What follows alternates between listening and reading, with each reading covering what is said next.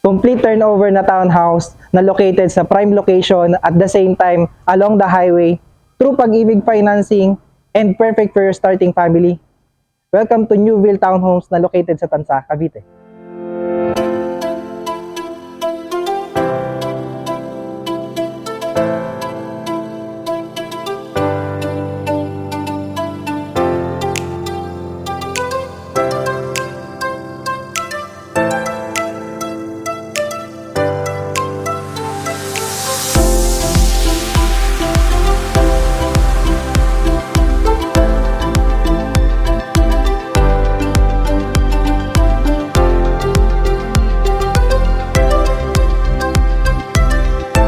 Good day future homeowners and investors. Sa likod ko po ang mga bahay na itatayo natin dito sa Newville Townhomes.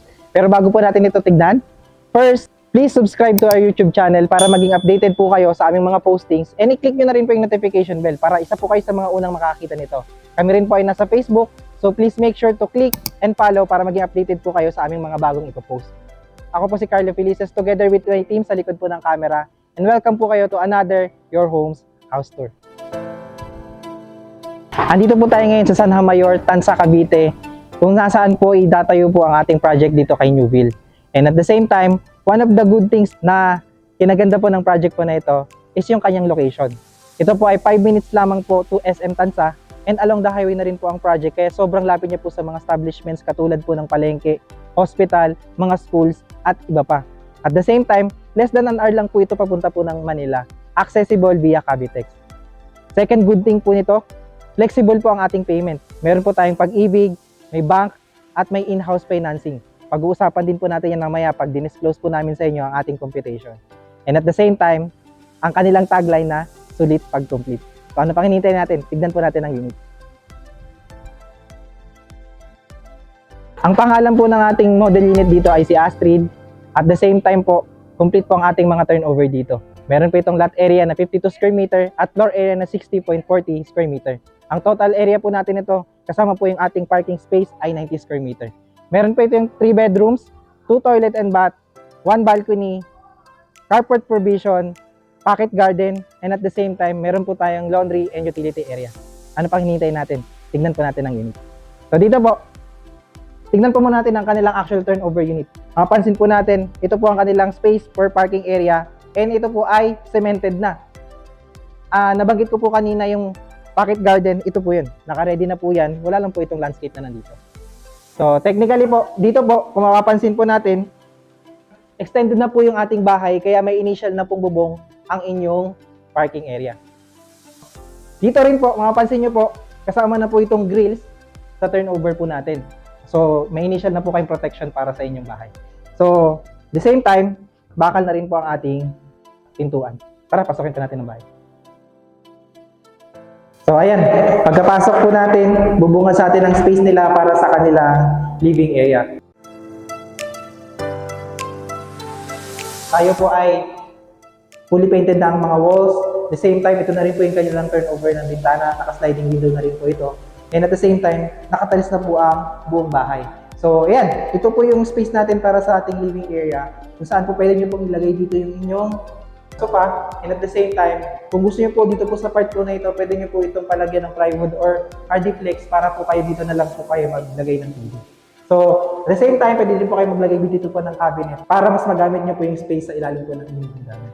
So, dito rin po located ang ating circuit breaker kung saan po, modern na rin po ito, circuit breaker nila, and meron siyang patayan sa bawat part po ng bahay niya ng kuryente. So, dito po sa side po na to, ang kanilang dining area naman po. At kung mapapansin po natin, ito na po ang kanilang countertop ng kitchen. Ito po ay naka-granite na, at the same time, ito po ay stainless na po. So, kasama na po yan sa turnover, pati po yung mga cabinet dito sa baba.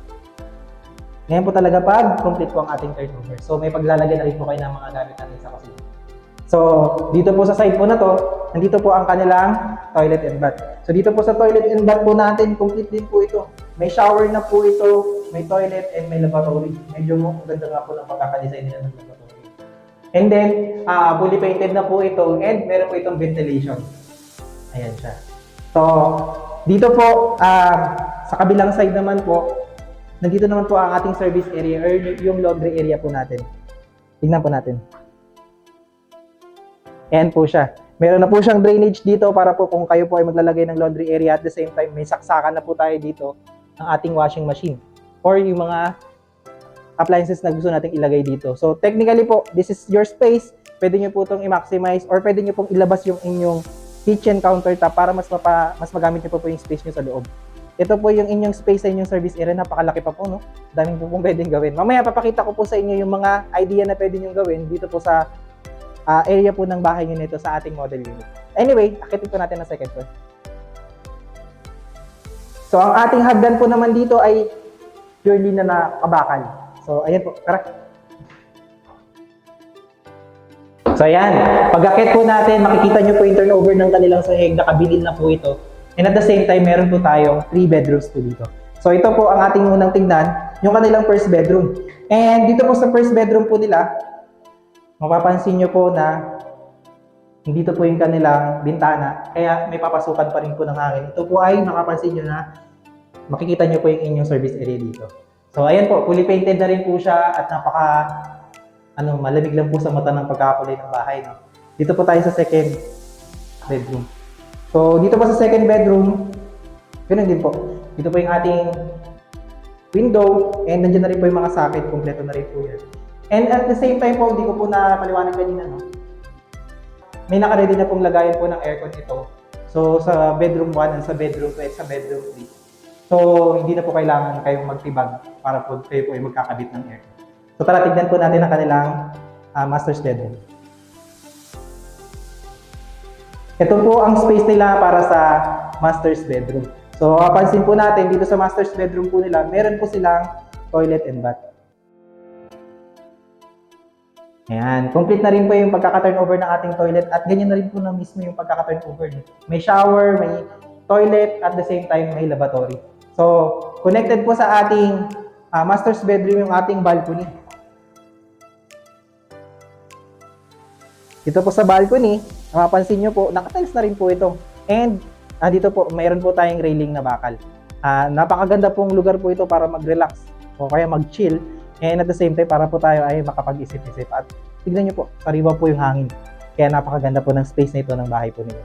So dito po sa side po na ito, bago po natin makalimutan, meron din po sila dito access po, no, papunta po sa kanilang second bedroom dito po sa second.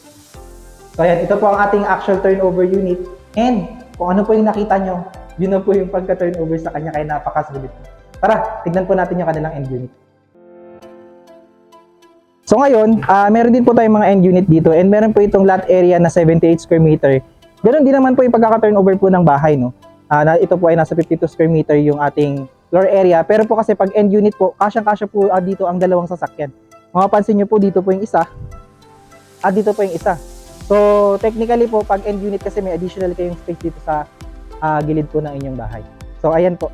So tingnan naman po natin ang kanilang model unit para makita nyo po yung mga idea na pwede nyo pong gawin sa unit at syempre po makagawa po tayo ng design na gusto natin. So dito po sa space na ito ang ating parking area. Ginawan po nila ng onting tambayan po dito sa gilid. Kaya po nagamit pa po nila yung space dito. So ngayon, ito po, mapapansin nyo po, naglagay po sila ng onting design sa ating sahig. Naglagay po sila ng wrap tiles and landscape na kaunti. So, at the same time, ganun din po, no? Extended po kasi ang bahay kaya may initial na bubong po tayo sa ating parking space. So, mapapansin nyo po, napakagaan po sa mata ng kulay ng bahay.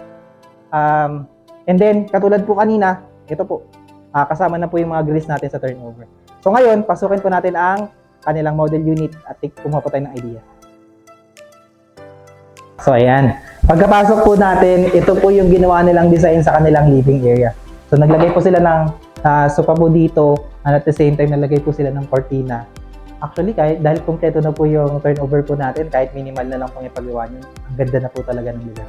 So ayan po, naglagay lang sila ng table dito, and yung kanila pong TV, nilagay po nila dito sa side po na to, naglagay po sila ng bakal para kakabitan po ng TV.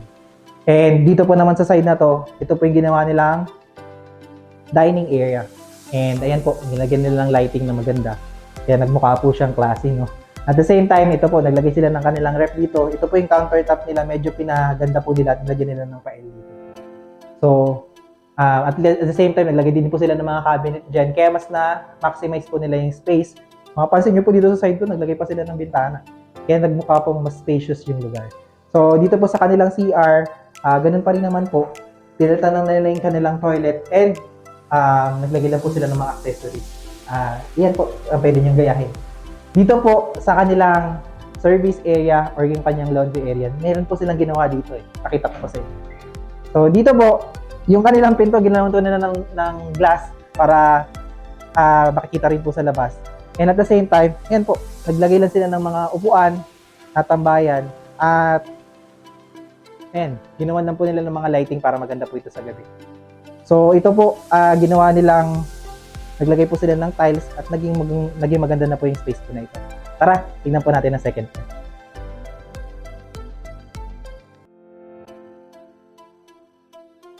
So ayan, dito po sa second floor, tignan po natin muna yung kanilang first bedroom. Dito po sa first bedroom po nila, napaka-minimalist ng ginawa pero nagamit po talaga ng maayos yung kanilang space.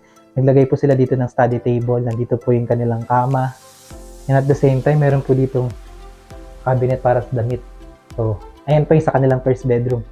At the same time, dito po sa second bedroom natin, ayan din po. Nandito po yung cabinet po nila. Ayan po, mga idea na pwede niyong gawin. And lagyan lang po nila magandang wallpaper. And mayroon din pong study table dito sa side po na ito. Ngayon, dito po sa kanilang master's bedroom, ito po siya. So, ang ganda po, no? So, ito po, ginawa po nila ng queen size na kama. Lagyan lang po sila ng mga ilaw and wallpapers. At the same time, meron po tayong cabinet dito sa side na to ng ating damitan. Napaka-classy po, no? And at the same time, dito po yung access natin ulit sa ating toilet and bath.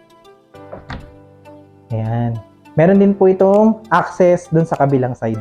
So, ganun po siya. And at the same time, connected pa rin po yung ating balcony dito po sa ating master's bedroom. Ayan. So, ginawa po nila dito, naglagay na lang po sila ng upuan para tambayan. So, ayan po. Ito po yung mga idea na pwede natin gawin sa unit. Pag-usapan naman po natin ang presyo. So, magkano nga ba ang presyo ni Astrid Model Unit? Nag-i-start po tayo dito sa 3,480,000. At the same time po, meron po tayong down payment na 804,000 at meron tayong reservation fee na 20,000.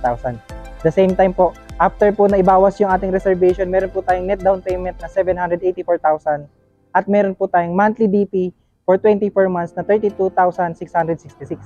Ang ating monthly amortization naman po kay Pag-ibig ay 17,576. Ito po ay for 30 years. Ang ating required income, 50,218 pesos.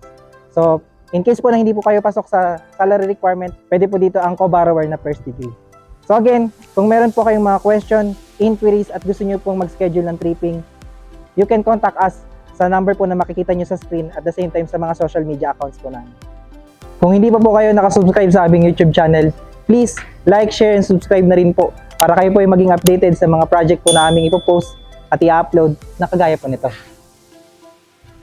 Again, maraming pong salamat at magandang araw. Dito po ang guard house natin.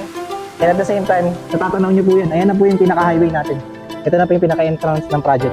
Ito pong highway na to is Trece Tanza Road. So, sobrang lapit nyo na po talaga sa highway. Malapit na po tayo sa lahat ng public. So, ito po yung